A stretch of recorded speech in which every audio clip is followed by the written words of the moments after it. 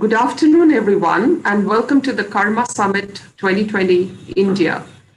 The session that we are going to be listening to today is Inclusive Impact, the Challenges of Sustained Corporate Volunteering. I am Dr. Simi Mishra, currently working as the Director for Program Advocacy at Connecting Dreams Foundation. I come with about 17 years of experience of working with global teams in the corporate sector.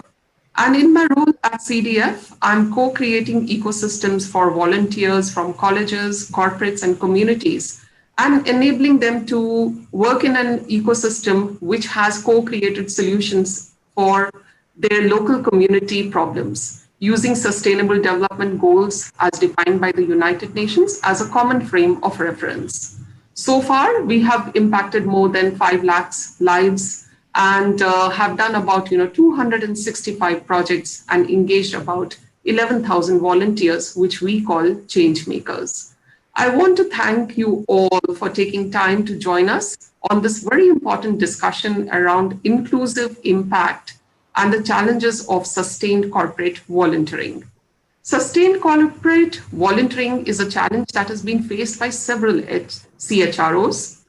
As organizations grow in their volunteering programs, the challenges of evolving a long-term volunteering program that remains exciting, elicits a lot of participation, and avoids volunteer fatigue. These are, some of the issues that become more and more obvious as we mature in working with volunteering programs. Today, we have two very distinguished and esteemed panelists with us who come with a great experience of CSR in the field of, doing a lot of work with the communities, as well as having diverse experiences, specifically when it comes to volunteering.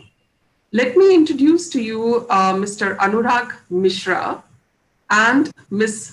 Shilpa Sinha Harsh. Mr. Anurag Mishra is the CSR head at CIPLA Foundation. And Mr. Mishra, would you like to take a moment and just introduce yourself? Hi, Simi. Good afternoon. And thank you very much for putting me here on this panel. And good afternoon to Shilpa also. As you rightly mentioned, I'm heading CSR for CIPLA Foundation right now. And I have been with CIPLA from last almost 6 years. And I'm hardcore development professional. 10 years I worked with different NGOs. And then I moved into corporate sector just to get an insight on how CSR projects are being undertaken. So I have a diverse experience of oil and gas and mining and now into pharmaceutical. And very passionate about community development work and also about volunteering, which has now evolved quite rapidly. So I'm looking forward for this session and to learn and to share the experiences on volunteering. Thank you so much, Anurag. Thank you. That was really insightful.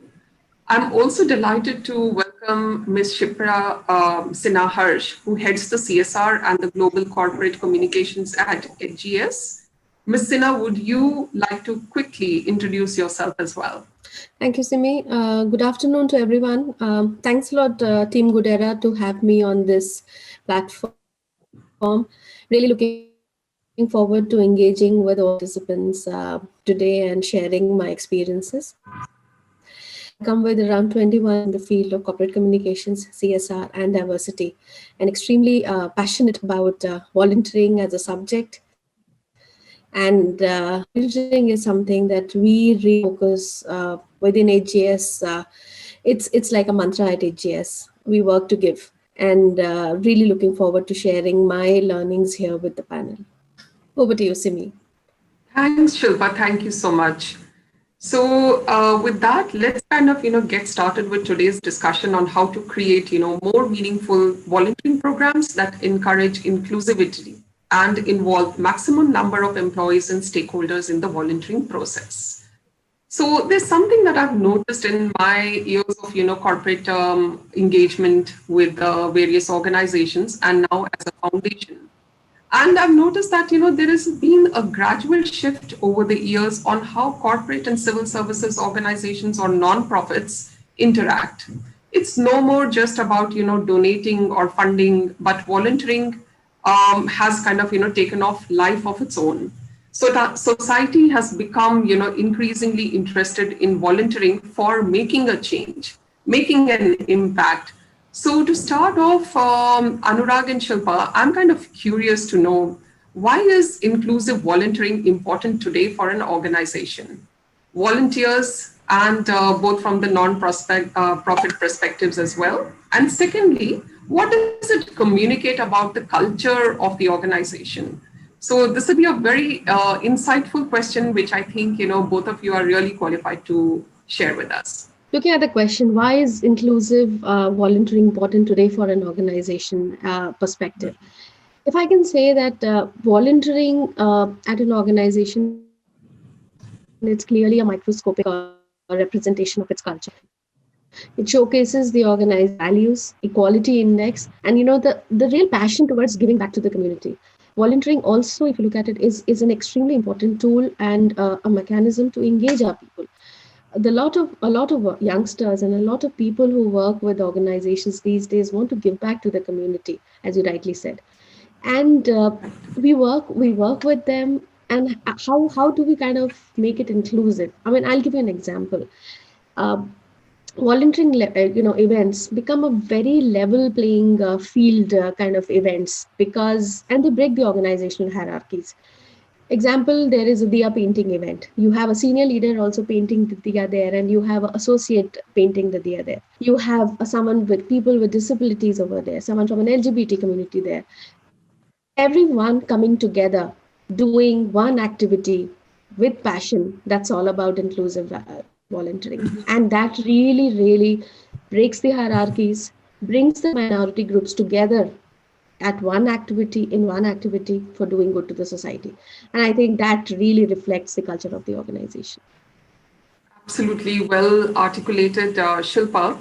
Anurag, I would love to understand your perspective and your insights. Well, adding to what Shilpa mentioned, I, completely concur what you mentioned. I will just add one more aspect to it that, as a human being, I think volunteering is naturally ingrained in human beings. Everyone wants to give back to the society, and everyone do their bit in their own personal spaces. But when it comes to the organization, I think a lot depends on how organization has structured itself to provide those opportunity to each and every employee. If I talk about Ciplan, I will give you two examples. One of COVID. And COVID is a recent example. And, COVID is pan India. One disaster, pan India, pan world. Now imagine the diversity with which you have to manage this disaster.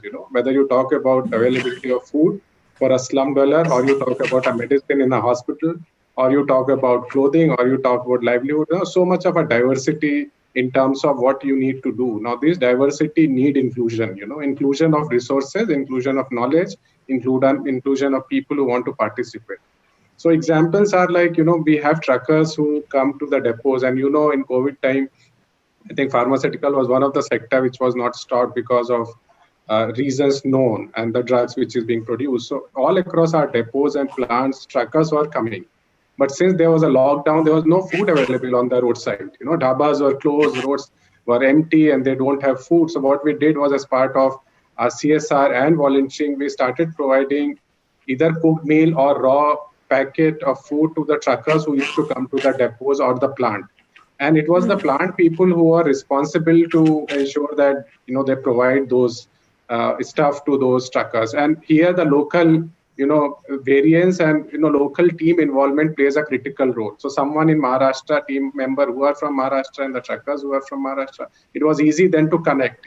So one was inclusion of diverse group of people coming from volunteering, and also to leverage the expertise which the team had, and also to demonstrate, that if the organization is working, each and every person who is involved in supply chain, irrespective of where they come from, are equally, taken care of. So that is one example, on inclusion and the diversity and why it is.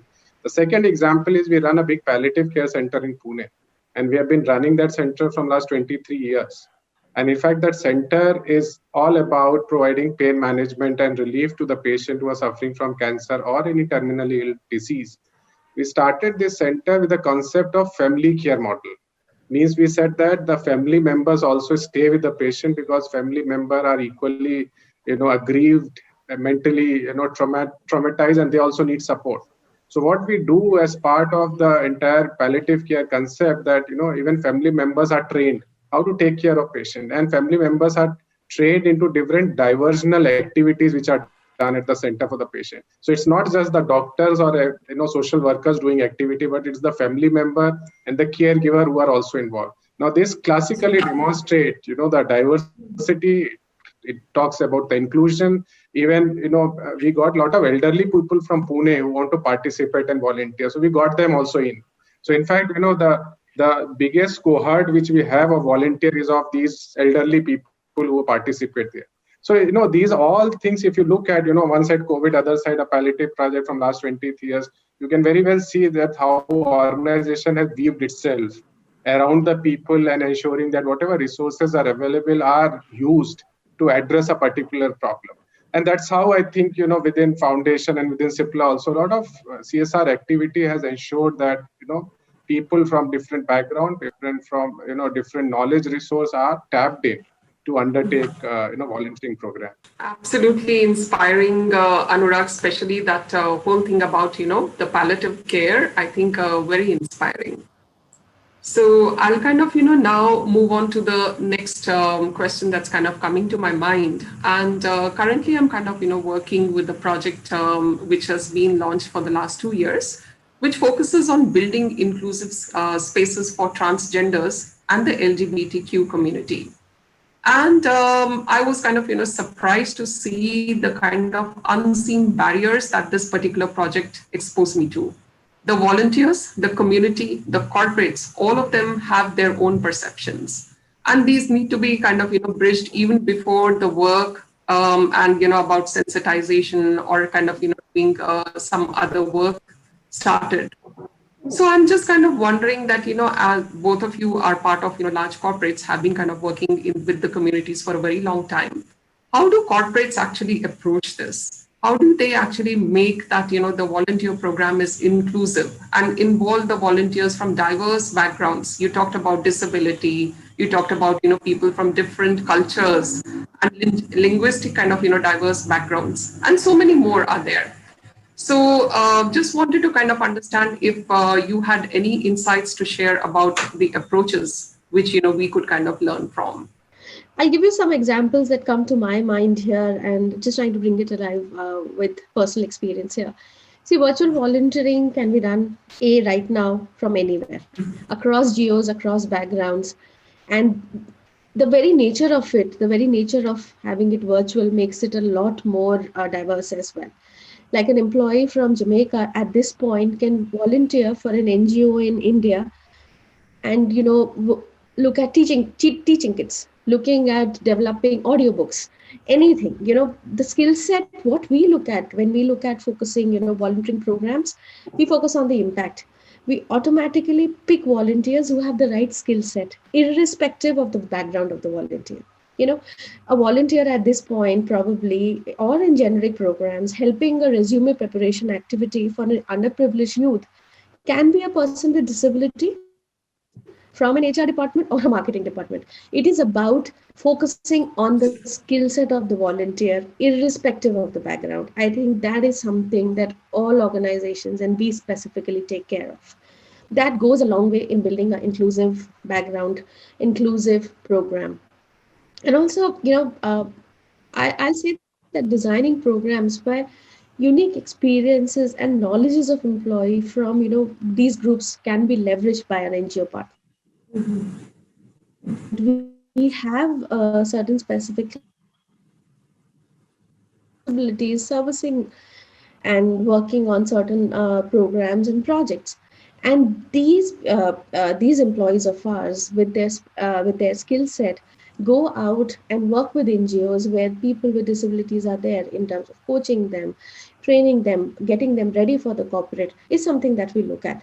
So I think it's all about looking at what is the impact that you want to deliver through the program, and then picking up the volunteers irrespective of their skills, their background for the program, delivering on the skill set and the impact. Sure.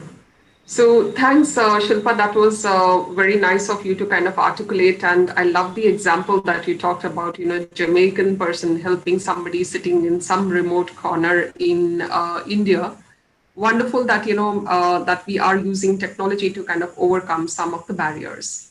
Anurag, my question to you would be to continue with the same question, but I wanted you to kind of, focus on the barriers that you have come across when you are working with, your employees. And how do you think, and, what role do you think that the leadership can play in overcoming these barriers and cultivating a very inclusive volunteering culture? I think, most important aspect while doing employee volunteering is to sensitize employees much before they get into volunteering on a subject. That's very important. And how we do that is, at the time of structuring the program, we think at that time itself, what are the scopes and opportunity of volunteering in that program? And we say that it is not just financial investment or funding you are doing. Let's look at human resource investment, which can go into the project. Simple things like, fire safety, say, for example, in a Anganwadi project, how important it is to have a fire safety protocols in place.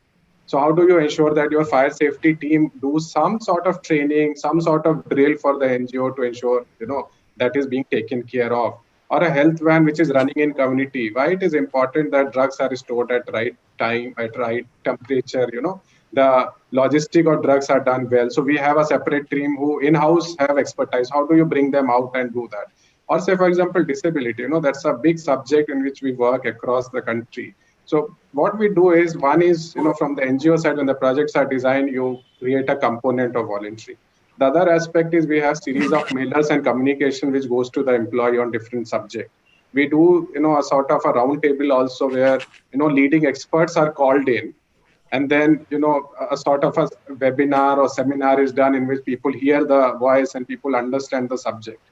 The third thing which we do is that at sites level, we generally have monthly meetings in which, again, different projects which are going is being talked about with the leadership team, and we want leaders to take ownership of different projects. And that's how when the leaders start taking ownership, by default, it percolates down and the team down below, also gets engaged in that subject.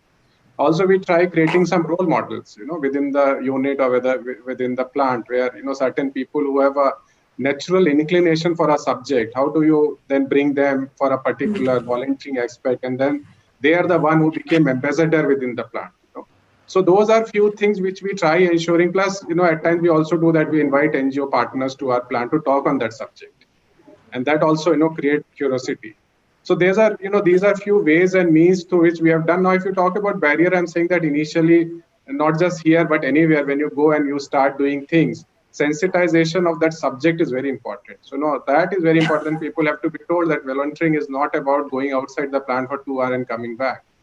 That is not volunteering. Right. So then you make people aware about that aspect. And similarly, from the NGO side also, we sensitized them that it's not a corporate which is coming to volunteer, because then they also have a different perception that people might come for 2 hours and go back. We say that these are the people you look at from the investment perspective. A person coming to volunteer who have finance background, how he or she can help you in your project planning or your, say, for example, your accounts or your audit, So from that, so we try working on both the aspect to ensure that there is a win-win. NGO also understand and appreciate the fact that people have come, and the volunteer who goes there also understand that I have actually created some change, by doing this.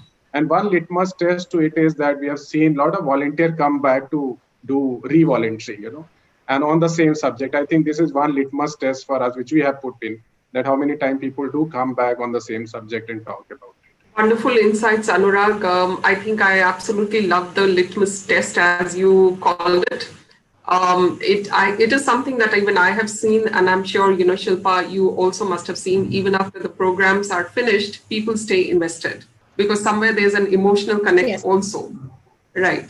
So Anurag, now that we are kind of, like in a situation where COVID seems to be the new normal, I'm sure it's kind of, posing. You did kind of, talk about the truckers and how that posed a problem to you. But for volunteering programs in specific, how do you make sure that, the volunteering still goes on, and how is it, like, what are you thinking that, will the COVID situation and the way that we are today, how is it going to impact inclusive volunteering? So in fact, I would say that COVID has actually complemented volunteering to large extent. No one thought that volunteering will go online.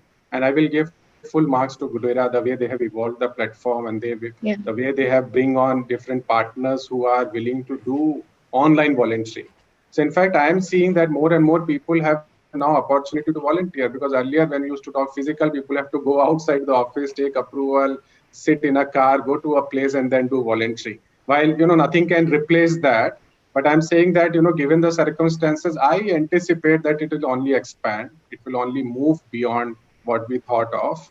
And I think once the new normal comes in, we will look at a hybrid model of both offline and online. And could be that people start with offline, and to ensure continuity, they move into online mode. So honestly, I think that it's a good time. And, at the right time, I think all of us moved in that space to provide people those opportunities. So I honestly speaking, I don't see that as a challenge. Yeah, I would like to add to that I don't think this is a challenge at this point, because as I said earlier also, it is all about the technology and the virtual volunteering, as we say. The scope is immense, from helping NGOs develop content for teaching kids at the student, or organizing, on Children's Day, we did a very lovely exercise of telling stories to school kids. And that's something that our people will enjoy. And they, as Anurag said, they don't have to step out of their homes. They can do it within the comfort of their home. So the opportunity is immense, virtual volunteering, definitely. Great. I just love the attitude that both of you have. The silver lining behind the cloud is what you're seeing, and kind of, changing the entire thing into an opportunity. So this is wonderful, actually. So I'll kind of, move on to sharing an experience of mine. And that kind of, is a segue into the next question. So Connecting Dreams Foundation worked with Intuit, which is a global, finance company. And we used, volunteering, and used it to kind of, work in Western UP with some very small businesses. So 80 such small businesses were chosen. And it was a mini MBA in finance kind of a program that they did for them. Now, while the volunteers were there with us, for only about 3 weeks, we saw that, more than I would say 80% of the small businesses were impacted, and impacted positively, so that they got, a twofold increase in their business. Now, I'm just kind of thinking that, that kind of just as a reflection, that obviously when we kind of, look at volunteering as an activity, and when corporates, look upon it as a volunteering opportunity, there is a lot of thought that needs to go into designing this volunteering activity and sustained volunteering programs. So I just wanted to kind of understand from both of you that, what are the parameters, or what are some of the things that you kind of, keep in mind? Shilpa did mention impact. I heard Anurag not really kind of say it, but, he was looking for value. And sustenance is also something that we've been talking about. So besides these three, is there anything else that you would kind of, keep in mind while doing, a designing of a volunteering program? So another aspect, which we often also look at in terms of, how we can support an organization in long run, So not necessarily in one time. So I will just give one example. Let's say, for example, we run a program with Pratham Books, where we try giving books to school children. The earlier model was that we used to procure books from them, and that's how the books used to go to the, schools around our plant.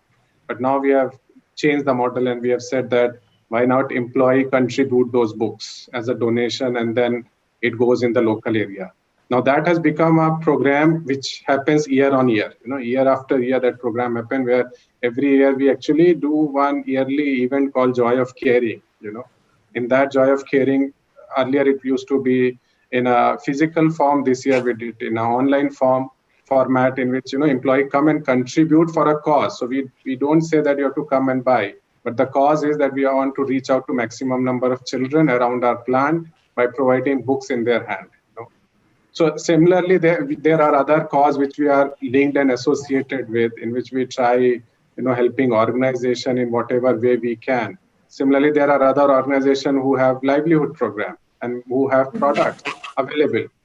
So through these programs, we also try helping them sell these products, which are then bought by our employees. And there are quite a bit of organization whom we work very closely with, where we, provide those physical spaces where, these organizations can come and display their product, and then that is sold out. So those are few things which we also look at in terms of volunteering. But going forward, we are also looking at long-term engagement. So say, for example, we run a 3-year integrated program for graduate student to do a full-fledged graduation course. We are now looking at how employees from the plant can adopt a child for mentoring for 3 years, which will be in continuity. And these are chemistry program. So of course, the scientists and people from R&D will look at quasi adopting a child and helping that student in that 3-year journey in terms of learning. So that is another initiative now we are looking at. And as we move up, our objective is that see if those program or those whatever activity we are doing has a long-term value proposition. And I will say that we'll always have a mix. You will always have 30-40% program which is like one time where people go and come back, and there will be another 60% which could be in long run if you want to do it. The other objective is that we don't want to sit on drawing board every year to say, okay, this year what we will do. We don't want that. So then this is what the mix which we are looking at in time to come. I would agree. Continuity. I think I would agree. Continuity of programs is a key when it comes to designing volunteering programs. Looking at impact, that year on year, this is what we are going to add to this certain aspect of the society or a cause that we are looking at. And also, I'd just like to talk about one thing here. Volunteering programs, when we are evaluating, we try and see that what are the chances of this getting into fatigue. Many a times, people are the volunteers that we have as a litmus test. Yes, people need to kind of keep on coming back to volunteer for the programs, and hence the innovative method, while the support, the impact for the cause continues, the focus on that continues, we need to look at it, and we continue to look at the fact that how can we keep on innovating our volunteering programs. And that is something that is very, very important when it comes to working with certain NGO partners, because they need to be extremely flexible and to work along with us to say that, okay, this is the focus, this is the impact, and to make it sustainable, we have to innovate. That becomes a litmus, if I can say, or a critical aspect for us when it comes to designing programs. Great. I think both Shilpa and Anurag, great takeaways and insights from answering that question and listening to you. What I understood and I've kind of, formulated is that there seem to be multiple stakeholders whenever we come to sustained volunteering.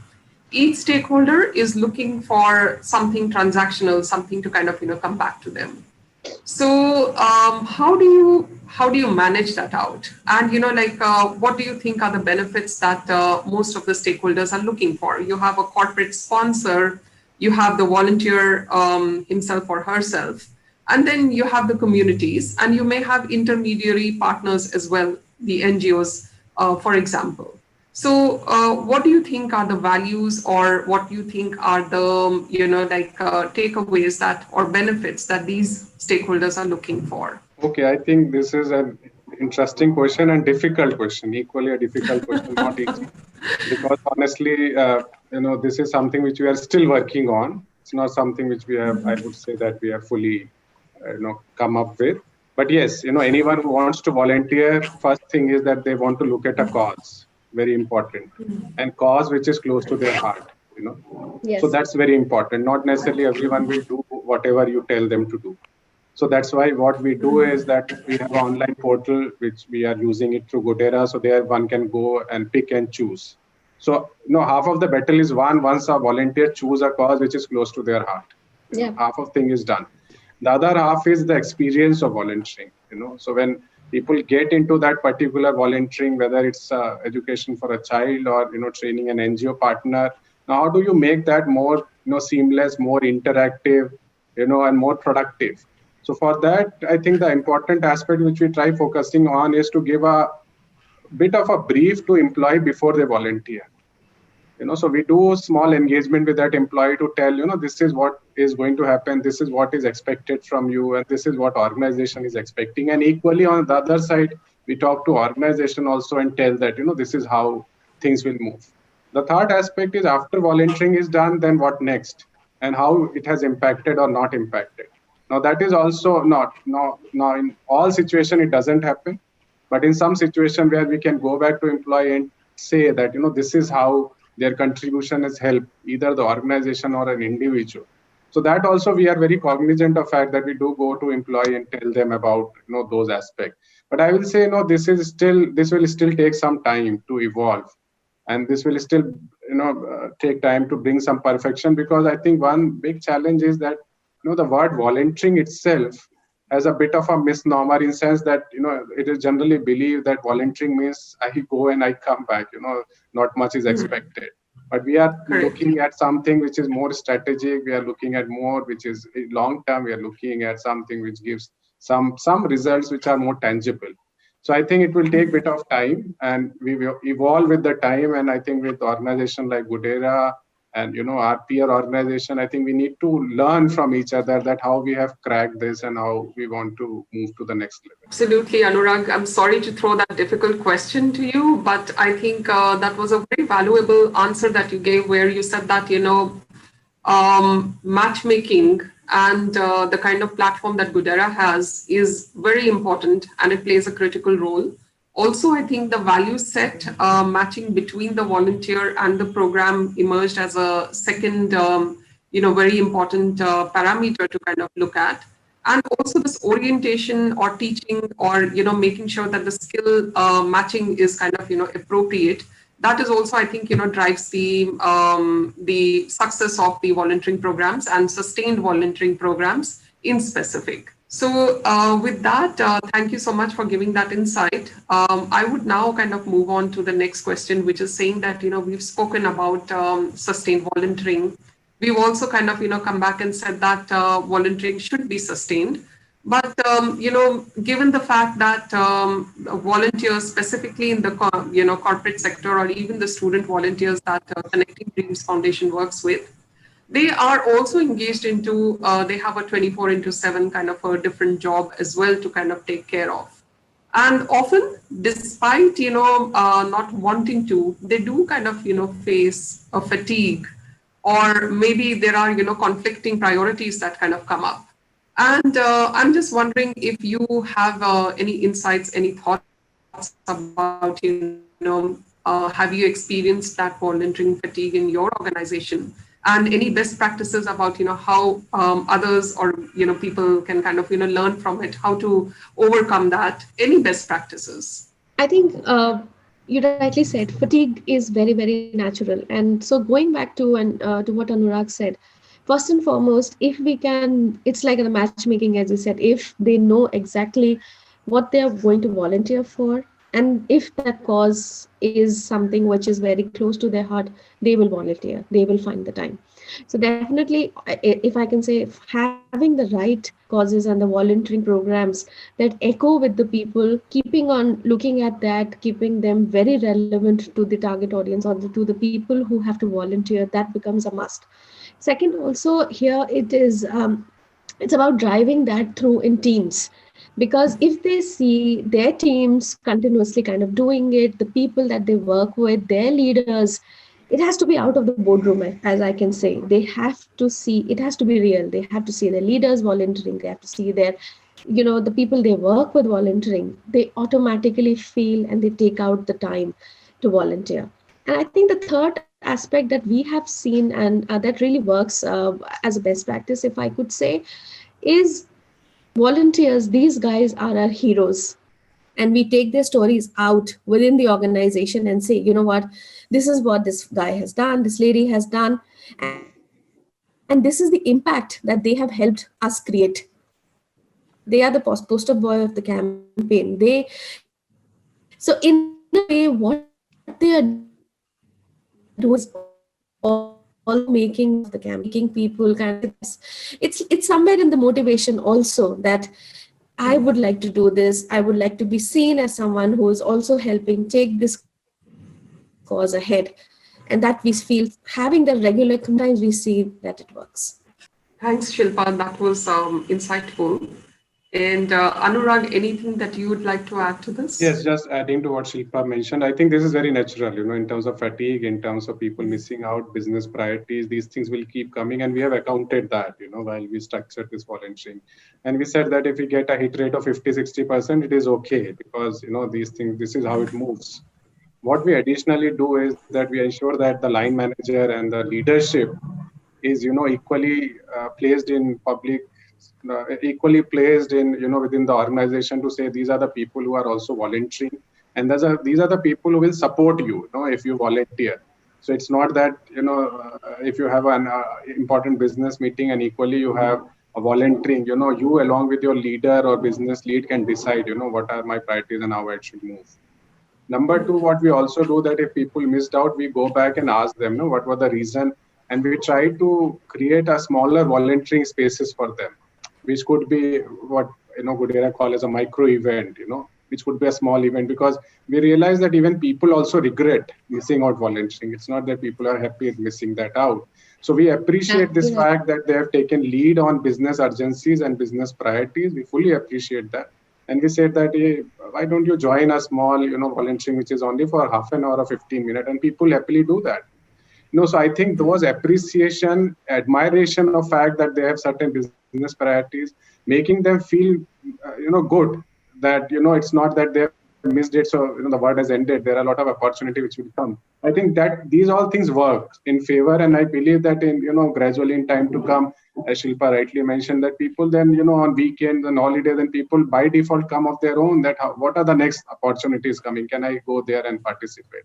So continued engagement with employees, whether they are volunteering, not volunteering, missing the volunteering, I think that's critical. Great, Anurag, that was wonderful. And that reminded me of a time when I was with Accenture and we had, about 40 hours kind of devoted to volunteering. That was counted as productive time. So is that something that, both of your organizations also follow? So we are in the evolution phase. I would say that we are now, moving into that direction of putting certain man-hours and mandated. But I would say that, fortunately, we are in a space which is a healthcare space where patient care. So there is by default a lot of volunteering which is happening naturally. In COVID time, because CIPLA was involved in a lot of drugs which has to do with COVID, and, employees used to get called day and night and how they moved, drugs to different places. We realized that a lot of volunteering was happening. So by default, the sector is such that, people, patient care, human being, those things come naturally. So as of now, we are looking at, putting some sort of a policy, and probably, because of COVID, things got a bit lagged. And we are hoping that, once things are back to normal and people are in offices, probably we will have, certain mandates available within the organization. Absolutely. Absolutely. We do run it sure. in a structured manner at AGS, and we do track the number of hours that we are putting in for volunteering. As an organization, we also track collectively how many people are there and all of that. We're also trying to see if we can work towards having a pro bono policy as well. Sure. Congratulations, Shilpa. I think, that's a wonderful initiative. Yes. And like Anurag said, it's a evolving situation and which keeps changing. And I'm sure, Anurag, I'm sure you'll also kind of, get there as well. So second observation that I had is that, we, since I now am a part of, NGO, and we realized that, most of the volunteers do kind of, come or get drawn to a particular value or program due to some kind of a virtue or maybe an emotional connect. Now, we also realize that, that volunteers nowadays are placing greater and greater value on the quality of the opportunity, a commitment to rebuilding and regenerating communities, and the ability to make a positive and visible impact. In 8 years of experience with Connecting Dreams Foundation, I've also recognized that, our volunteers must operate efficiently and effectively, just as a corporate would kind of, expect. And the skills needed just go beyond management and marketing and maybe just, some basic information technology. So in our approach, we've kind of, created something what we call the 3C framework for all the volunteers to kind of work across in different programs. So when you are working with so many different diverse NGOs, and some of them are grassroots NGOs, and some of them are highly evolved NGOs, some of them are even NGOs which have been there for about 40, 50 years. So corporate has a lot of expectations from their NGO partners in terms of building sustained voluntary programs, because it's an engagement between two partners, and also looking for impact. So what role do you think that NGOs can do to actively engage with corporate volunteers and increase their outreach? So, I think the most important aspect for volunteering from the NGO perspective is that at the time of project design, I think certain level of discussion should happen between the corporate and NGO in terms of what are the possibilities. So while a grant application form is filled in or a budget sheet is filled in, I believe that at that same time, equally, the emphasis should be given on volunteering also. And when I say volunteering means in my budget sheet, where can I use human resource, which is available either side, or in a project application form, what are the key activities which can be further embedded into the project to ensure things can be done. I will give simple example, like, we used to work on hepatitis. Now, hepatitis is a silent killer disease. There's a government of India policy. And when we do a lot of advocacy campaign on hepatitis, we ensure that employee equally participate in those campaigns, as a volunteer. Even for palliative care, you will find this very interesting. Our palliative care center, every day we celebrate annual day. And palliative care, I treat that as an NGO because it's a separate entity. Every year, annual day is celebrated, and there's a competition between different manufacturing unit to come and do performance at the center every year. So every year across India, one unit comes and stays there for 2 days to perform for the patient and the caregiver. Now, it's very easy then, when you structure engagement like that, it becomes very easy. But then I think both the organization has to understand each other well and try to find opportunities. Equally, I think at the corporate side, I would say, and as CIPLA Foundation, we are fortunate that most of us come from NGO background. And that helps very well to understand the other side. And that's how, when we work with NGOs, either it's a small organization or a big organization, we do keep these things in mind that, what are the volunteering opportunity which can come, and which could be as small as doing one, a walk for a cause, say, for example, or as intense as, mentoring a student for 3 years.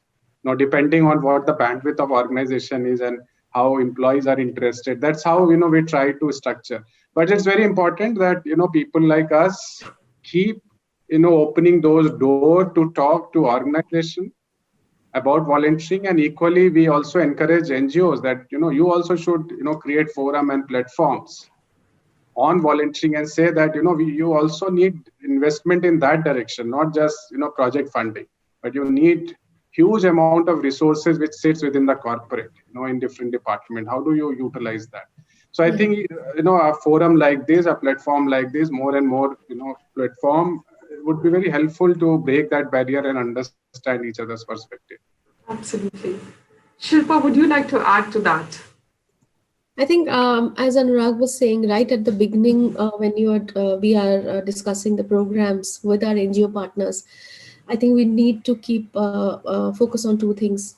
What is the impact that we are going to arrive at, basis this activity, and how do we track that? Keeping a mechanism absolutely very crystal clear really helps. And second also is, many a times we've seen that a certain program has been designed, and when we're seeing that probably the impact is not happening, or that volunteering fatigue is happening, how do we reinvent that? We really request our NGO partners to be flexible when it comes to that, to reinvent and to bring back the program, still keeping our eye and focus on the impact. Absolutely. So I'm sure a lot of NGO partners listening in today would kind of, make a note of the inputs that both of you have given. And I think, we can look forward to an ecosystem where engaging with volunteer corporates and, like any of the volunteers is going to be more and more easier as teams understand each other. Now, and I think, yeah, sure, Shilpa. Yes. I think it's very important to have that conversation going.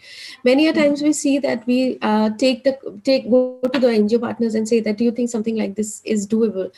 And as Anurag rightly said, and I'm reiterating here, the number of people or the resources that corporates have, if our people join hands with the NGOs, there's a huge workforce which is available. The resource group is immense. I think keeping the conversation alive always is very important. Exactly, exactly. And I think this is a resource pool that most NGOs don't really tap into and are at times, not even aware that, that may be a possibility. Yeah. Yeah, great. So I'll kind of now ask you a slightly different question. There are many other people who are here at the summit, and they are kind of, talking on diverse topics. So what do you think is it that you would like to learn from other organizations or leaders during the summit? What are the few things that you're looking for? So I would be really keen to look at how we can enable our NGO partners clearly from a technology perspective. With so much focus now in the new paradigm or in the new normal on the whole virtual volunteering, we can do a lot of classes, we can develop a lot of content, we can do a lot of activities. But for that, in the end, the beneficiary needs a smartphone, the beneficiary may need a laptop. How are the others working with NGOs? How can NGOs be enabled to help the end user, if I can say, with this whole technology enablement here? That is something I'm keen to understand. Sure. I'm sure there would be somebody in some session answering that, Shilpa. Anurag, anything in Yes, particular you are looking for? yes, from my perspective, I realized that during COVID time, it was the development sector who was hit very badly in terms Yes. of funding constraint, in terms of project not happening in field, in terms of job losses, in terms of a bit of a gloomy future. So what are the possible support which can be extended to, organization in terms of volunteering, in terms of ease of technology? Those are few things which I'm very keen to, look at and understand, how things are evolving. I think that's important for the entire sector to focus a bit more on and prioritize in time to come. So Anurag and Shilpa, I think those are certain things that have hit us quite recently, and so we are all kind of leaning upon each other. I'm sure that somewhere on the summit, someone is going to be kind of talking about this and would be able to give you some inputs. So with that, I think we are kind of drawing towards the end of our time, and I would like to kind of close the panel discussion with your permission. With a very big thank you to Goodera for bringing out such wonderful, panelists who were very open and gave a lot of insights. I would also want to say that, thank you, and let's stay connected with the wonderful group of people who are kind of listening in today. And if any of you have any questions or any specific things that you would want to ask of our panelists, I would encourage you to kind of put it into the chat or write to us. And I'm sure both Shilpa and Anurag would be more than happy to revert back. Thank you so much for being with us. A very good afternoon. Thank you very much, Simi. Thank you, Anurag. Thank you. You've been a Thank you. great host for us. Thank you, Simi. Thank you.